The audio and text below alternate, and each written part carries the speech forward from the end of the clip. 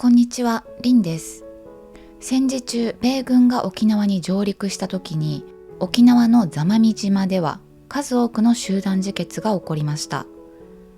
戦後何十年もの間、この集団自決は座間味に駐留していた日本軍の梅沢部隊長が命令したものとされていました。しかし実際は村の有力者が命じたり、住民自らが決意をして自決をしたことが判明しています。実は沖縄戦が始まった時に座間味の村人5人が梅沢部隊長のもとへ行き、自決のための弾丸が欲しいと頼んだんですね。梅沢部隊長はその頼みを断ったんですが、その時の5人の村人のうち唯一の生き残りだった宮城初江さんが、梅沢部隊長が自決を命令したと後に証言してしまいます。なぜそうしたのかというと、戦後に厚生労働省の担当者が島に集団自決の調査にやってきたんですね。その時に初江さんは村の長老から呼び出されて、梅沢部隊長から自決の命令があったことを証言するようにと指示されます。というのは、日本軍の命令で自決したというと、遺族や負傷者が年金を受給できたからです。初江さんは最初は断ったんですが、結局断りきれず、その指示に従って偽証してしまいます。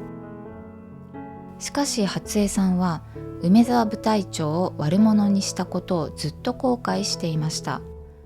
そこで戦後35年経ったある日、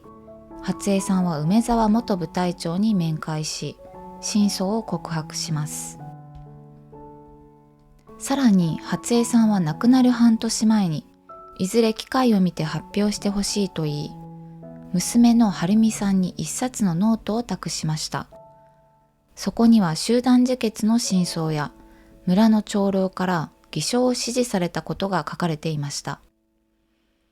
このように座間味島での集団自決が日本軍の命令だったというのは完全な嘘だったんですね。この件だけではなく、調べてみると他にも似たような冤罪の事例が存在しています。結局お金のために一部の住民が嘘をつかざるを得なかったということです。集団自決の遺族には非常に気の毒だとは思いますが、結局嘘の証言が反日勢力に利用されて大々的に報道されてしまったんです。一時は山川出版社や東京書籍などの教科書にも、日本軍が沖縄の民間人に自決を強要したと記載されていました。なので未だに日本軍の指示だったと信じている人もいるのではないでしょうか。今回の動画では座間味島の集団自決の真相についてご紹介しました。ご視聴ありがとうございました。